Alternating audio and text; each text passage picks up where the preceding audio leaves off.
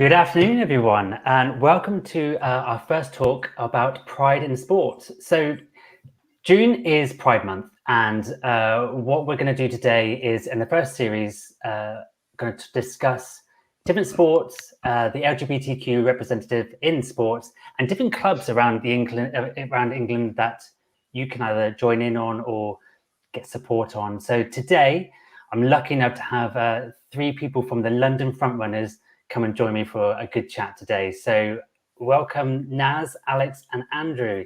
Hi guys, how you doing? You all right? All good. Yeah, good, thank you. Fantastic. Thank you so much for joining me today. And just for people that don't know, London Frontrunners is a running and a triathlon club, is that correct? Yeah. Yep. Brilliant. So go on, Andrew. How long have you been going on for? So Frontrunners was supposed to celebrate its 25th birthday last year. So we started up in 1995. Obviously, we couldn't celebrate with a big party last year, so we're now having to wait until we're 30. We're part of the International Frontrunners Network, which is a sort of loose aggregation of various running clubs around the world with the words Frontrunners in their name, even though they can't agree on how to spell it even. You get Frontrunners two words, Frontrunners one word, capital R's, lowercase r's, but there's Frontrunners groups around the world, and I can't remember when the first one started, but it's started in the States, and it sort of goes back beyond or pre the 1990s, I think. So the first one, 1974. yeah, that's it. Yeah, 1970s. Yeah, well done, Naz. Thank you for that. So it goes right back into the mid 70s. So Brilliant, fantastic. And was it all formed as like an all gay running club to start with, or was it just to build a bit more confidence, try and get a bit more safety behind it? Do you know the origins behind it at all? I'm not, unless anyone else does, I'm not entirely clear on quite what the sort of startup process was for London Frontrunners. Clearly, the original Frontrunners clubs in the States were set up to be a sort of more of a safe space, I guess, for the LGBTQ runners. Frontrunners, I'm assuming, had similar origins. Quite who and why and when they started it exactly, we probably ought to sort of dig out the archives. But it's okay. It's okay. You don't do that. I was just like see if we know the origins or anything like that. Alex, can I come across to you? So yes, you're a triathlete. Is that correct? Yes, triathlete and a triathlon coach in the club. Fantastic. Okay, so the club offers obviously running and triathletes. Have you actually competed in very many triathlons at all? I have a fair number. Okay. I've lost count. So, but right. Yeah. So you're the pro. Well, I'm the one who pretends to be a pro and fake it until you can make it. I think this is very impressive triathlete, Alex. Brilliant. Is there something like, have you done something quite big, like an international level style, or have you done? Is it something that you want to do? I mean, did you start off like really quite low and you're building yourself up? I started off actually from a running background. I find I was becoming injured, and my physio suggested I do swimming and cycling as cross training. And then I just thought, well, I might as well do triathlons. So I started not having a road bike and nearly probably killing myself the first time I cycled one, because they're really responsive. And I just was hooked from then. So I've been working really hard at it. And last year in lockdown, I managed to qualify for the World Championships this year in Bermuda. So that's exciting. Fantastic. I used to live in Bermuda. So how weird is that? Well, brilliant. I'll get some tips of where to go. So, fantastic. Yeah. That's such good news. Oh, congratulations. That is brilliant news. That's really good. Thanks. It was a little peak in lockdown with all the misery. So, that is good. Brilliant. I just very quickly come back to that in a second. Naz, I just want to say hi as well to you. So how long have you been running part of the club? So I've been running, I joined the club around 6 years ago, and I didn't do any running beforehand. And I started triathlon as well, probably about 3 years ago. Okay, brilliant. And so you're on this list. Triathlon is something I have not done yet. I'm not brave enough. You know, when you kind of watch a movie when you're a child, it scars you for life. All I need to say is Jaws. That's it. I cannot. The open water swim. I just need to try and get over that. But yeah, scary. if I can just erase that film from my mind, I think I'll be fine.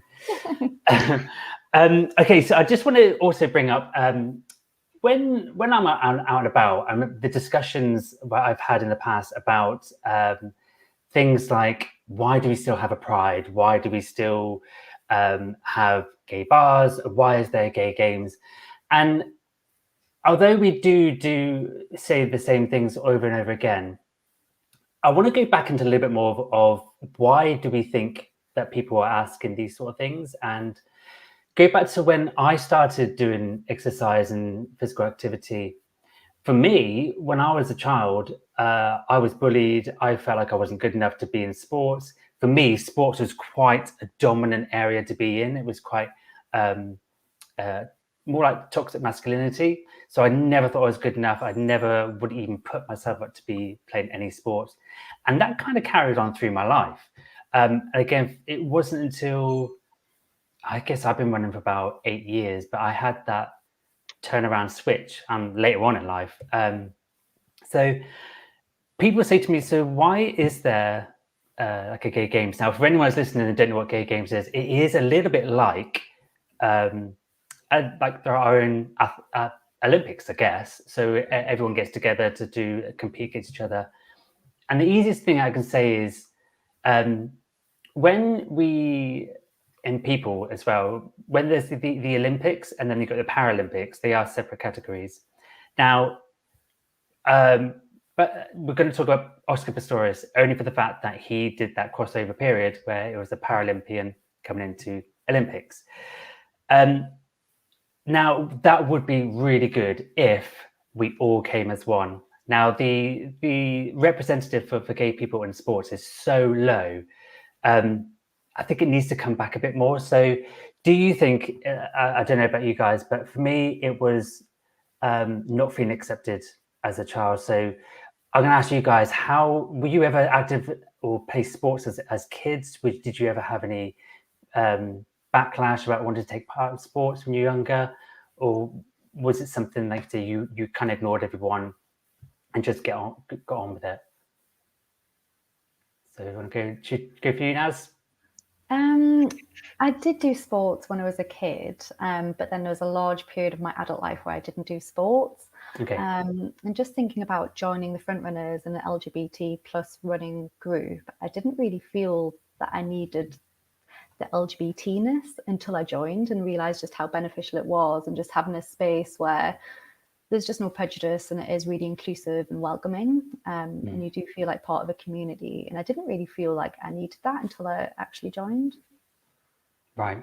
Okay. Yeah. Good point. And I think my LGBT sport background's actually in football originally rather than running. And I actually was one of the founding members of one of London's LGBT football clubs. And I think different people seek LGBT sports clubs and LGBT sport for different reasons. Clearly, there's more of a sort of overtly public issues with homophobia in football than there are in running, and I think probably collectively we've struggled to think of any sort of incidences of homophobia that we've encountered in running. And so in football you can sort of understand why people want that safe space. But I think what strikes me is, and I was sort of, I talk to people who join the club all the time, including, we have people quite across a really wide age range, including a lot of people who join us in their early 20s, and you sort of, when you're as old as I am, think, well, aren't things a bit easier for people who are younger, and aren't they more used to living in a world where there's less prejudice? But still, people seek out an LGBT sports club, and that's not maybe necessarily because they're running away from prejudice. I mean, it's because of different reasons. Like Naz said, they feel it's more of a community that sort of they can relate to, maybe. So I think there's different reasons that people sort of seek us out. Yeah. And what about you, Alex? I avoided sports as a child, probably because I found it intimidating. I'd only started when I was at university. Front Runners was then the first club I joined, and I think that gave me confidence I'm now Front Runners and also a member of another triathlon club, which is just mainstream. And they're all super friendly and welcoming. But I think, as Nan says, there's just that element of not having to subconsciously check maybe what you're saying all the time, that you don't even realize you're doing it when you're with front runners, regardless of how super friendly my other club is. So I do find there is that community element in front runners I hadn't necessarily expected I would find. And yeah, another thing that has been brought up with me is why, and the answers I've given. So we have a local gay rugby team here, and a lot of people say, "Why you segregate yourself? Why?" And for me, the answer for me, if I was to join a club, it's not about segregating yourself. I'd rather concentrate on me being an athlete, being the best that I could be, without having that fear of like trying to be more masculine or trying to fit in more, trying to talk the talk. I just want to be able to concentrate on competing, being the best that I can be without having to be someone else or try and fit in somehow. So for me, I would say, as much as I'd love to fit in with everyone and not have my sexual orientation being up for slander, I would just want to concentrate being in a good place in my mind, relax, and being able to compete. So, and I'm just going to go back and mention something. I am going to touch on cricket now. So this is something that's a bit out of our thing, but it was just something that happened a couple of years ago that it's just amazing. So Joe Root is a cricketer, and he was playing cricket 2 years ago with I think it's one of the West Indies, so Shannon Gabrielle. Now these guys are playing cricket. They're not mic'd up. They don't know anyone's listening or anything like that. And there was an incident where Shannon was trying to intimidate Joe by saying, "Why are you staring at me? Do you like boys or something?"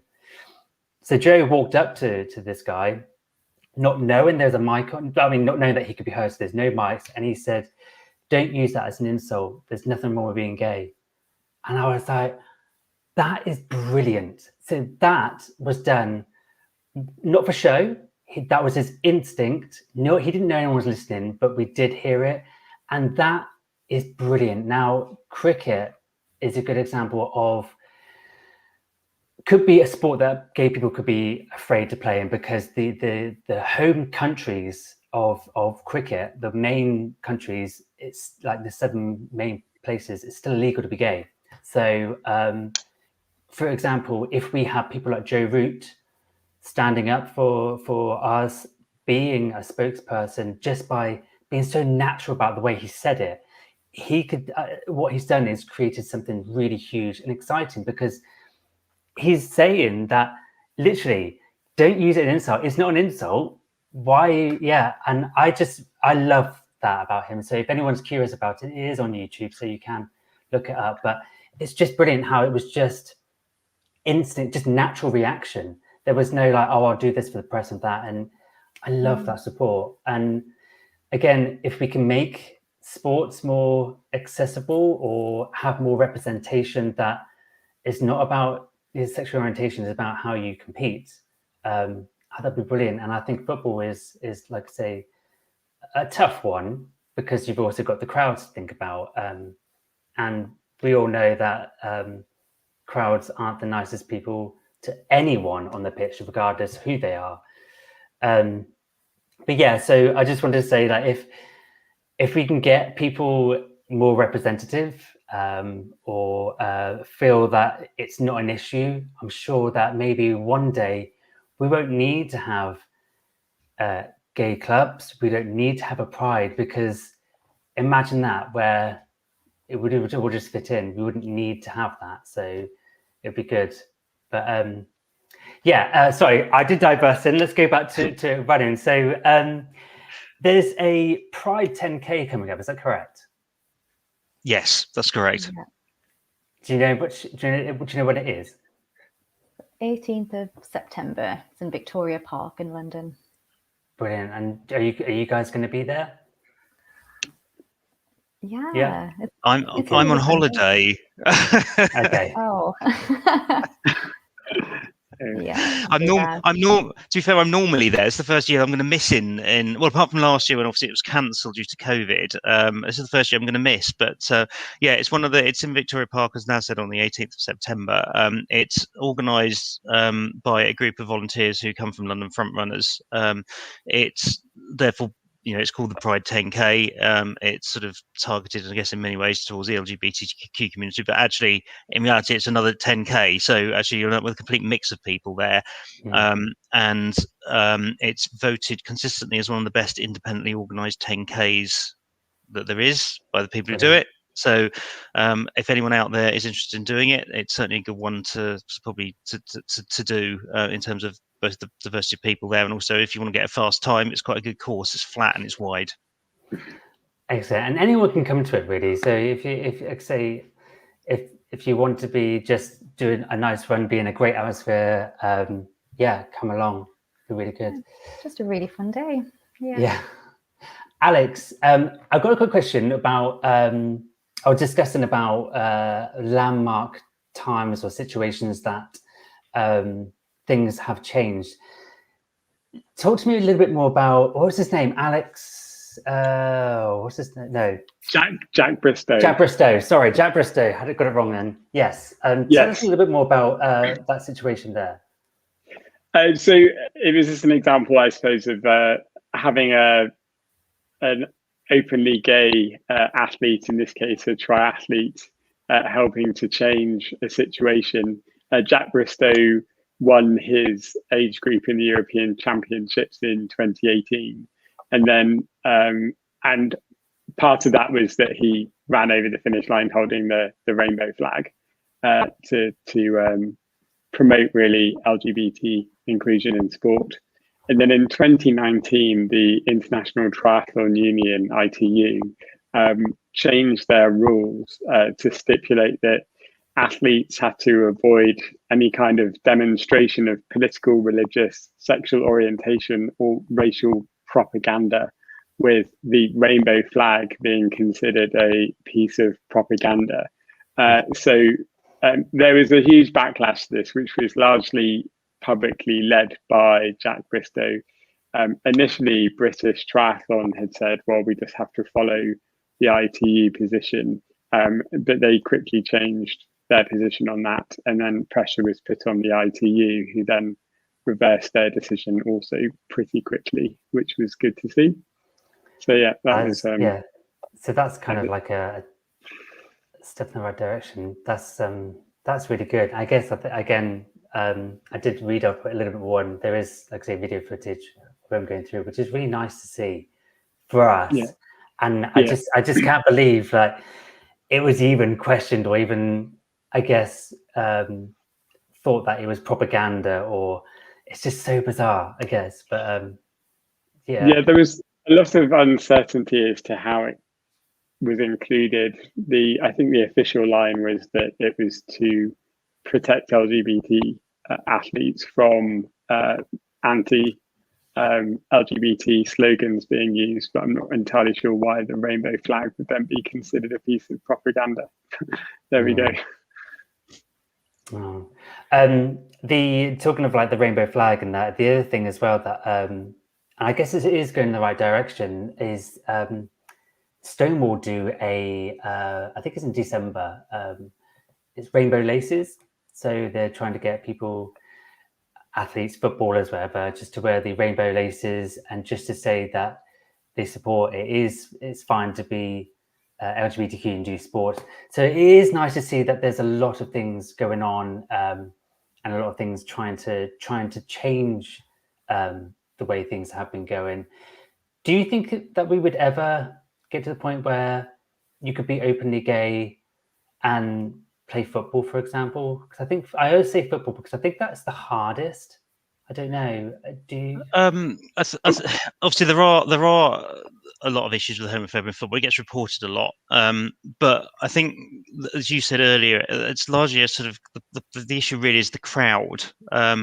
I'm privileged to know a guy called Luke Tufts, who's the most high-profile out manager and manages at the highest level of any LGBTQ manager, who manages Ashford Town. So if anyone's down there and fancies a game of football, go and watch Ashford Town.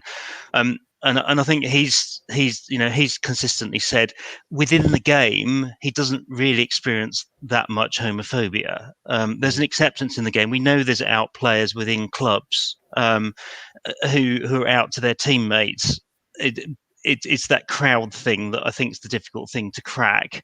I think there is an acceptance. I'm also sit on the Berkshire and Buckinghamshire FA's Inclusion Advisory Group, and certainly the Football Association, certainly even at local level, are trying to do a lot to make sure that people with all sorts of protected characteristics, be it sexuality, race, disability, are all welcome in the game of football.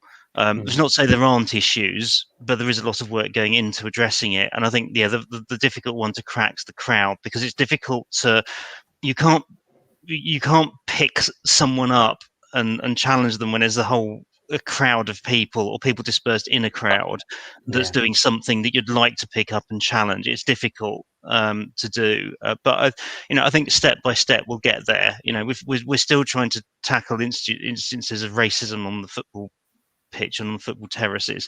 We're getting there bit by bit, and so do I think there will be an out professional footballer?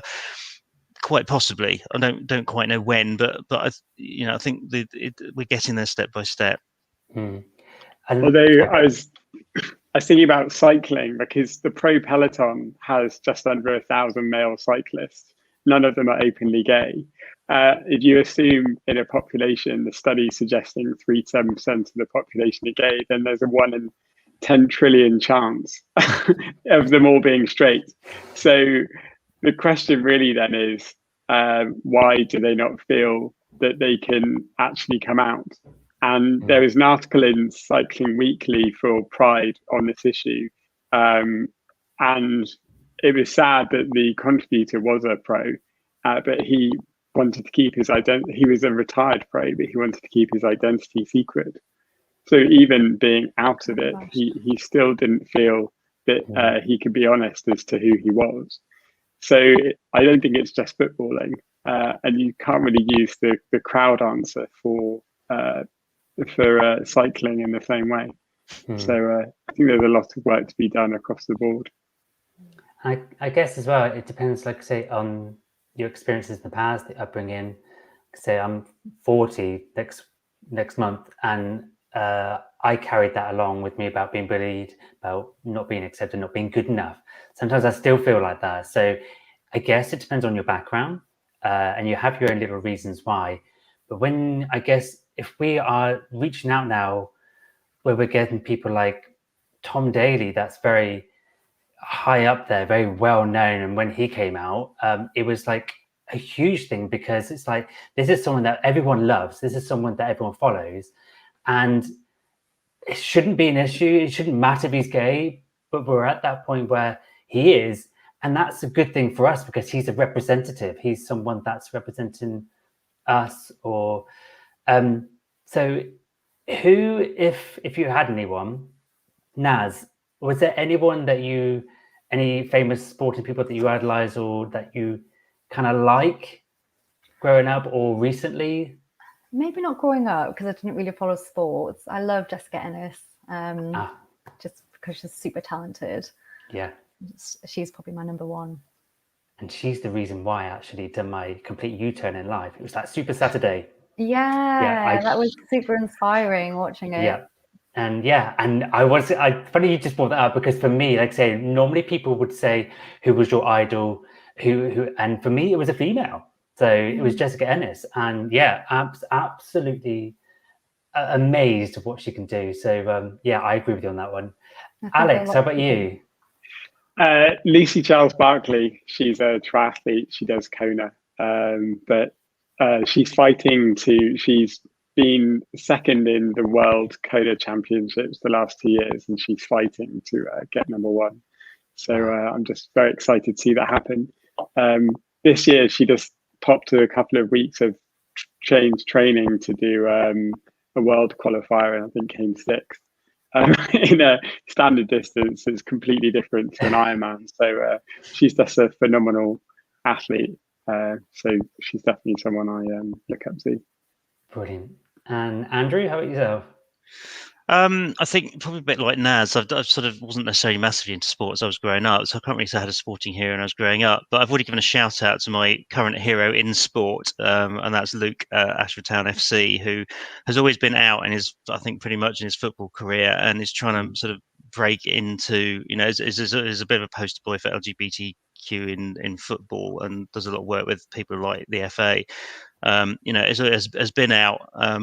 Is trying to work his way up as a football manager in the sort of regular FA pyramid, and is trying to make the point that you can be out in football, and it's not a barrier, and he's blazing a trail, and all credit to him for doing that, because that's that's something not a lot of people would take on, and so he is a hero of mine. He will probably kill me for saying that, but hey. Oh, that's good. That's fine. And that leads us to be great. There is, if anyone is watching that wants to know what's local to them, what's available to them, there is a website called Pride Sports. It is fantastic. And I noticed you guys are on there. The local rugby team is on there as well, to me, the Wessex Wyverns. And it's fantastic. So you can either see what's in your area, you can pick a sport.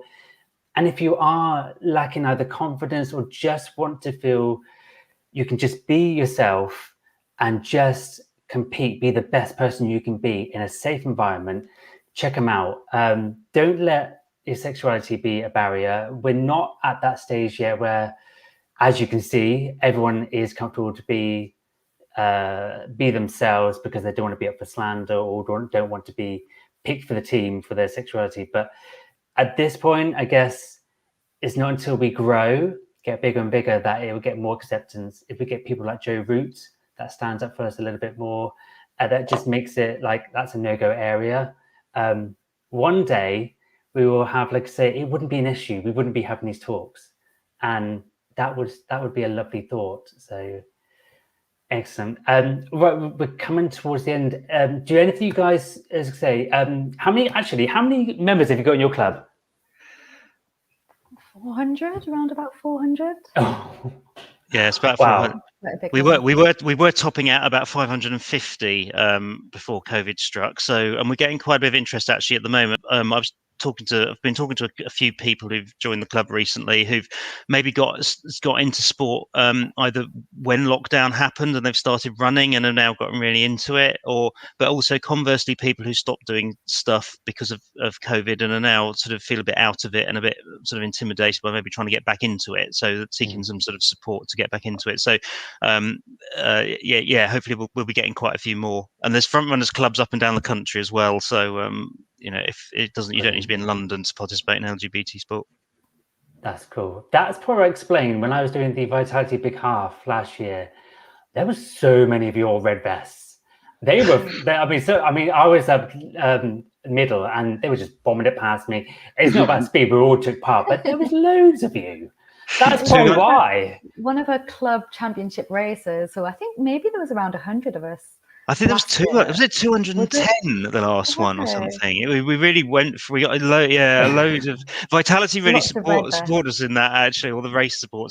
It's the biggest, I was musing whether it actually was possibly the biggest entry by an LGBT sports club into any non-LGBT sports event in the country, if not wider, because I can't imagine what other tournaments you get 210 people from the same club sort of entering. But yeah, it was massive, and we're aiming to do something similar in this year's Vitality Big Half.